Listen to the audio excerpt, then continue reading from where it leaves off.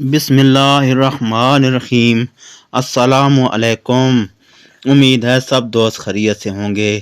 ہماری دعا ہے اللہ پاک آپ کو خوشیاں عطا کرے اور امن و سلامت والی زندگی عطا کرے۔ ویڈیو شروع کرنے سے پہلے حضور صلی اللہ علیہ وسلم پر درود پاک پڑھ لیتے ہیں۔ الصلاۃ والسلام علیک یا سیدی یا رسول اللہ وعلی آلک و اصحابک یا سیدی یا حبیب اللہ۔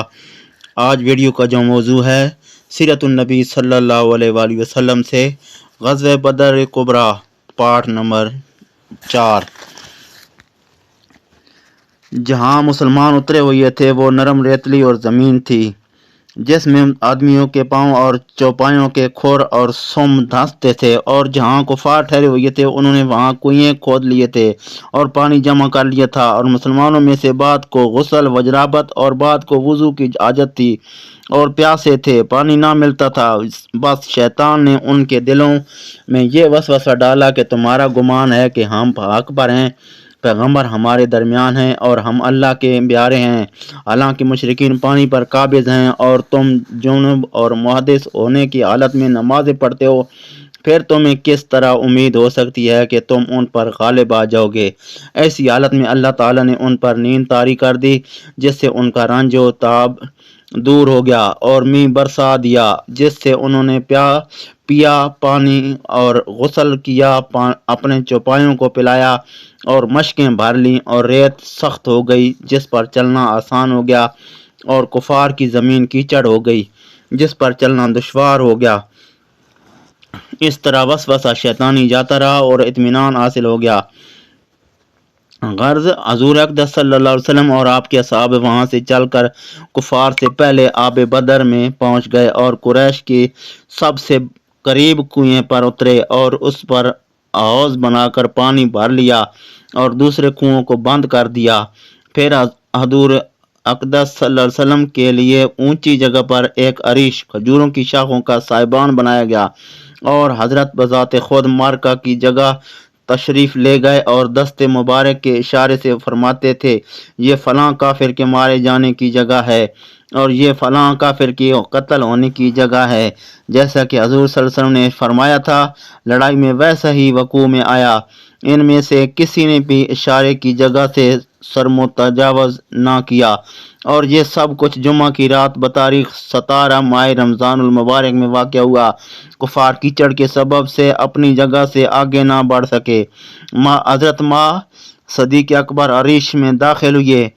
یار غار یہاں بھی عریش کے اندر اپنے آقائے نامدار کی حفاظت کے لیے شمشیر برہنہ علم کیے ہوئے تھے، اور دروازے پر حضرت سعد بن معاذ تلوار آڑے لٹکائے پہرا دے رہے تھے۔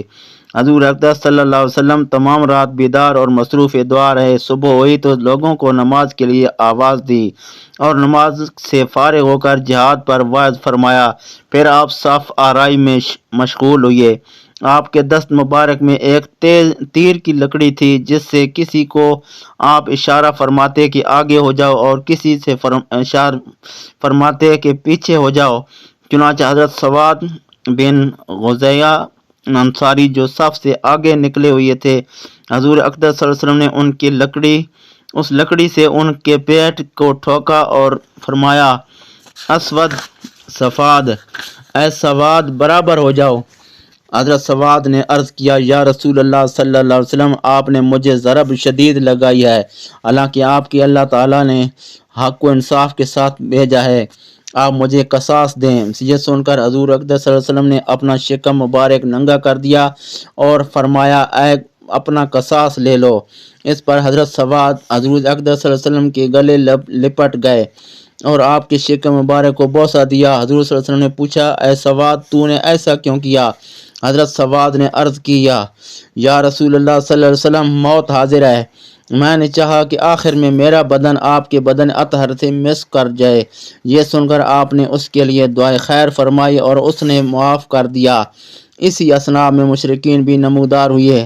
حضور اقدس صلی اللہ علیہ وسلم نے ان کی تعداد کثیر دیکھ کر یوں دعا فرمائی، یا اللہ، یہ قریش فخر و تکبر کرتے آ پہنچے ہیں اور چاہتے ہیں کہ تیرے ساتھ جنگ کریں اور تیرے رسول کو جھٹلائیں۔ اے خدایا، میں اس نصرت کو منتظر ہوں جس کا تو نے مجھ سے وعدہ کیا ہوا ہے۔ جب ہر دو فریق صف آرائی کر چکے تو قریش نے عمیر بن وہب جمحی کو لشکر اسلام کی تعداد معلوم کرنے بھیجا۔ وہ لشکر اسلام میں آیا اور دیکھ بھال کے بعد واپس جا کر کہنے لگا، مسلمان کم و بیش 300 ہیں اور ان کے ساتھ 70 اونٹ اور 2 گھوڑے ہیں۔ اے گروہ قریش، میں نے دیکھا ہے کہ ان کے اونٹوں کے پالان موتوں کے اٹھائے ہوئے ہیں۔ یثرب کے آب کش اونٹ زہر قاتل سے لدے ہوئے ہیں، ان کو اپنی تلواروں کے سوا اور کوئی پناہ نہیں۔ وہ گونگے ہیں، کلام نہیں کر سکتے اور سانپوں کی طرح زبانیں منہ سے نکالتے ہیں۔ اللہ کی قسم، میری رائے میں ان میں سے ایک شخص بھی قتل نہیں ہو سکتا تا وقتی کہ تم میں سے ایک کو قتل نہ کر لیا جائے۔ پس جب وہ تم میں سے اپنی تعداد کے برابر قتل کر دیں گے تو اس کے بعد تمہارا جینا کیسا ہوگا؟ اس لیے تم آپس میں مشورہ کر لو۔ جب حکیم بن حزام نے یہ سنا تو عتبہ بن ربیعہ کے پاس گیا اور اس سے کہا، اے ابو الولید، تو قریش کا سردار ہے، کیا تو چاہتا ہے کہ آخر زمانے تک دنیا میں تیرا ذکر خیر رہے؟ وہ بولا، پھر میں کیا کروں؟ حکیم نے کہا، لوگوں کو واپس لے جا اور اپنے حلیف عمرو بن عذری کو خون بہا ادا کر دے۔ عتبہ نے کہا، بے شک وہ میرا حلیف تھا، اس کا خون بہا اور اس کا نقصان مال جو ہوا وہ سب میرے ذمہ ہے۔ تو ابن الخنزلیہ ابو جہل کے پاس جا، کیونکہ وہی ہے جس کی طرف سے مجھے اندیشہ ہے کہ لوگوں میں لڑائی کرا دے۔ پھر عتبہ نے کھڑے ہو کر یوں تقریر کی، اے گروہ قریش، محمد صلی اللہ علیہ وسلم اور اس کے اصحاب کے ساتھ لڑنے کے لیے کچھ فائدہ نہیں۔ خدا کی قسم، اگر تم محمد صلی اللہ علیہ وسلم کو قتل کرو گے تو تم میں سے ہر ایک کو ان میں سے اپنے چچیرے بھائی کے قاتل یا ماموں زاد بھائی کے قاتل یا اپنے خاندان کے کسی شخص کے قاتل کا منہ ہر وقت دیکھنا پڑے گا۔ اس لیے لوٹ جاؤ چلو اور محمد صلی اللہ علیہ وسلم اور باقی عرب کو خود آپس میں سمجھ لینے دو۔